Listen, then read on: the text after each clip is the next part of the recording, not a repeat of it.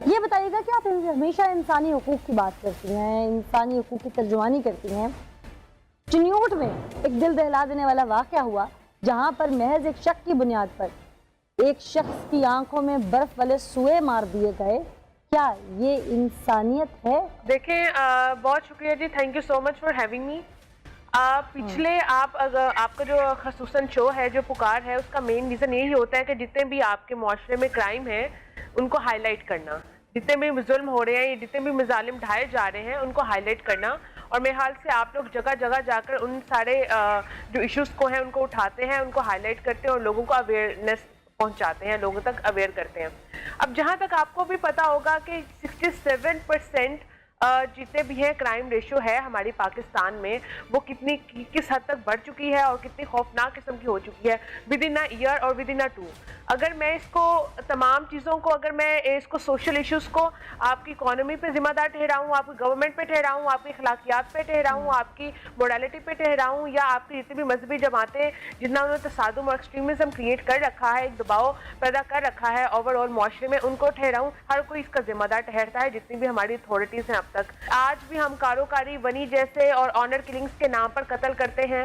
آج بھی ہم لوگ غیرت کے نام پر قتل کرتے ہیں، آج بھی غیرت کے نام پر پنچایتوں پہ لڑائیاں بیٹھی جاتی ہیں، پنچایتیں بیٹھتی ہیں، ان لڑائیوں پہ بات کی جاتی ہے اور اس پہ جا کر پھر قتل و غارت کی جاتی ہے، خاندانوں میں کی جاتی ہے، زمینوں کے تصادم پر کیا جاتا ہے، یہ لڑکی لڑکے نے اگر پسند کی شادی کر لی تو اس پہ کہہ لیں کہ غیرت کے نام پر قتل کر دیے جاتے ہیں، جس کو آپ نے اپنی کوکھ سے پیدا کیا ہوتا ہے اسی لڑکی کو آپ مارنے میں 1 منٹ نہیں لگاتے، جس کو پالنے میں آپ 21 سال یا 20 سال لگا دیتے ہیں۔ میں ایک استاد بھی ہوں۔ آپ مجھے یہ بتائیں کیا یہ کمزوری کی نشانی ہے یا طاقت کی نشانی ہے جب آپ آنر کلنگ کرتے ہیں یا اس طرح کے جتنے بھی آپ کہہ لیں کہ دشمنی کے واقعات میں ایک دوسرے کو قتل کرتے ہیں، تو کیا آپ کو لگتا ہے کہ اس طرح آپ طاقتور ہیں، یا آپ کو لگتا ہے اس طرح آپ اپنی طاقت پریویل کرتے ہیں، اپنی پاور کو اٹین کرتے ہیں؟ یہ دراصل بالکل سراسر یہ پاور اٹین کرنے کا کوئی طریقہ نہیں ہے۔ اس سے یہ ظاہر ہوتا ہے کہ آپ معاشرے کے، آپ دنیا کے کمزور ترین انسان ہیں، کہ آپ کو لگتا تھا کہ آپ کوئی فیصلہ نہیں کر سکتے تھے، آپ کچھ ایسا کام یہ اقدام نہیں اٹھا سکتے تھے، آپ نے اسلحے کا سہارا لیا، آپ نے ان تمام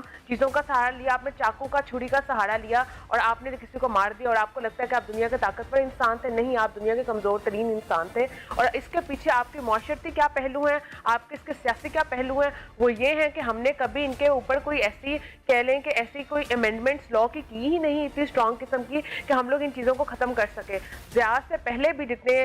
چیزیں یہ ہوتی تھیں، جو رورل ایریاز میں اسپیشلی یہ جو کرائمز پائے جاتے ہیں، ان کی ریشو سال میں ہر سال کتنی بڑھتی ہے۔ آپ اگر کتنے بھی کریں، چائلڈ مولسٹیشن کی بات کریں یا آنر کلنگز کی بات کریں یا کاروکاری بنی جیسی گھٹیا قسم کی جو ہماری کلچر کی چیزیں چلتی آ رہی ہیں، اب تک یہ روایتیں چلتی آ رہی ہیں، ہم نے کبھی ان کو ختم کرنے کی کوشش ہی نہیں کی ہے، اور ہم لوگ پھر آج بھی ادھر ہی پھنسے ہوئے ہیں، اور بلکہ ہم مزید ان کو ہوا دے رہے ہیں۔ جتنی بھی ہماری آپ کے لیے اتھارٹیز ہیں، یہ رول ماڈلز بن کے ہمارے لیڈرز آتے ہیں، یہ بلکہ ان کو ہوا دیتے ہیں۔ آپ اس میں آپ کی لا کی امپلیمنٹیشن کیا ہے؟ اور پھر وہاں پہ جتنے بھی لوگ بیٹھے ہوئے ہیں، جاگیردار بیٹھے ہوئے ہیں، جتنی بھی پنچایتوں کے جتنے بھی وہ لیڈران بیٹھے ہوئے ہیں، کیا ان کو کوئی پوچھنے والا نہیں ہے؟ ساشا، یہ بتائیے گا کہ اس کی درخواست پر مقدمہ تو درج ہو گیا لیکن وہ اس کی پیروی کرنے سے ڈر رہا ہے، کیا وہ ملزمان کی جانب سے پریشر ہے یا وہ اعتبار نہیں کر پا رہا کسی پہ؟ آپ کے مقدمے درج ہو جاتے ہیں، ایف آئی آر کٹ جاتی ہیں، یا جتنے بھی ہیں آپ شکایتیں پیش کر دیتے ہیں، پر ان پہ کیا امپلیمنٹیشن ہوتی ہے؟ ایک زینب کیس واقعہ قصور میں ہوا تھا، چائلڈ مولسٹیشن کیس ہوا تھا، اس کے میرے خیال سے اس کے جو ملزم تھا، اس کا جو ریپسٹ تھا، اس کو آپ کہہ لیں کہ پھانسی دینے کے لیے کتنی تگ و دو کرنی پڑی ہے۔ آپ مجھے یہ بتائیں، جتنے کامن کیسز بھی، فیمس کیسز بھی نکال لیں، ان میں کتنے ملزم کو آپ کہہ لیں کہ پھانسی کی سزا دے دی جاتی ہے؟ ہم کتنی جگہ فیل ہیں؟ ان میں سے میرے خیال سے جتنی آپ 67% اگر آپ جرائم کی ریشو نکالتے ہیں، اس میں سے 22% بھی نہیں ایسے ہوتے ہیں جن کو آپ کہہ لیں کہ پھانسی کی سزا دے دی جائے۔ 22% بھی ایسے پورے لوگ نہیں ہیں جن کو ہم لوگ ان کی مکمل سزا پوری کر کے اپنی وہ جیل سے لوٹے ہوں، جنہوں نے اپنی سزا کبھی مکمل کی ہو۔ تو آپ یہ حساب لگا لیں، میرے خیال سے اس میں سے ہر کمزور آدمی ہے جو کہ کچھ کر نہیں سکتا، اس پہ آ کے جس کے پیچھے کوئی پاور نہیں ہے، اس کو شاید آپ کہہ لیں کہ جس پہ قانون یا جس پہ سوشل میڈیا کی آواز یا جس پہ ہم جیسے لوگ دھرنے یا آپ احتجاج کے طور پر یہ جلوس نکال کر، کمپینز چلا کر ان کی آواز اٹھاتے ہیں، تو مجھے لگتا ہے کہ ہم ان کو پھانسی تک پہنچا پاتے ہیں، ورنہ تو یہاں پہ آپ کا ہر چیز، آپ کا قانون بکا ہوا ہے، آپ کی پارلیمنٹ بکی ہوئی ہے، یہ سب جن کو پتہ ہی نہیں ہے کہ ہم نے حکومت کو چلانی کیسے ہے۔ اچھا، اس کی حالت اس قدر خراب ہے کہ اسے چنیوٹ کے سرکاری اسپتال نے جواب دے دیا، بعد ازاں نشتر ملتان نے بھی جواب دے دیا، اب وہ لاہور میں اس وقت زیر علاج ہے. آپ بحیثیت سوشل ورکر اس کی کیا مدد کر سکتی ہیں؟ ہم بیسیکلی اس واقعے کی اور اس طرح کے جتنے بھی واقعے ہوتے ہیں ان کی بھرپور مذمت کرتے ہیں. ہم اس کو جتنا ہائی لائٹ کر سکتے ہیں, ہم جو پلیٹ فارمز ہمیں اویلیبل ہیں, جس چیز کا سہارا لے سکتے ہیں, اور جو ہم کر سکتے ہیں, اور جو ہم کرتے آ رہے ہیں اب تک, وہ ہم کرتے رہیں گے. اوبیسلی ہمیں کوئی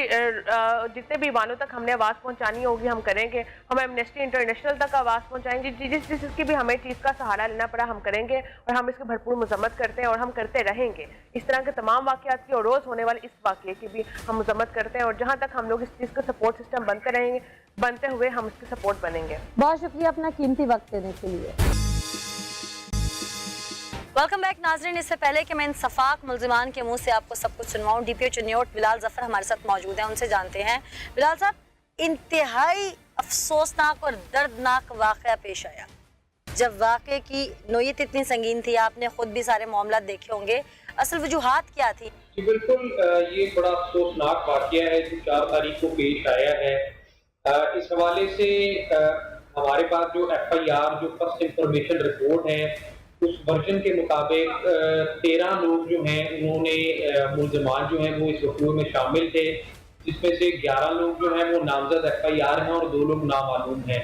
ہم لوگوں نے جو نامزد 11 لوگ ہیں ان میں سے 5 کو گرفتار کر لیا ہے. مزید ہم اس کیس کی انویسٹیگیشن ابھی کر رہے ہیں. کیا صرف شک کے بنیاد پر آنکھیں نکالی گئی یا پس پردہ حقائق کچھ اور ہیں؟ اس پوائنٹ پہ کوئی بھی فیکٹ جو ہے وہ ڈسکلوز کرنا وہ ہماری انویسٹیگیشن کو افیکٹ کرے گا. جس طرح اس کے حوالے سے مختلف ریومرز جو ہیں وہ ایریا میں چل رہے ہیں, لیکن اس حوالے سے ابھی تک ہمارے پاس کوئی کنکلوسیو ایویڈنس نہیں آیا ہے.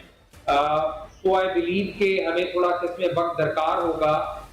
ان ریومرز کو کلیریفائی کرنے کے لیے کہ اصل حقائق کیا ہے. فرسٹ انفارمیشن رپورٹ ہے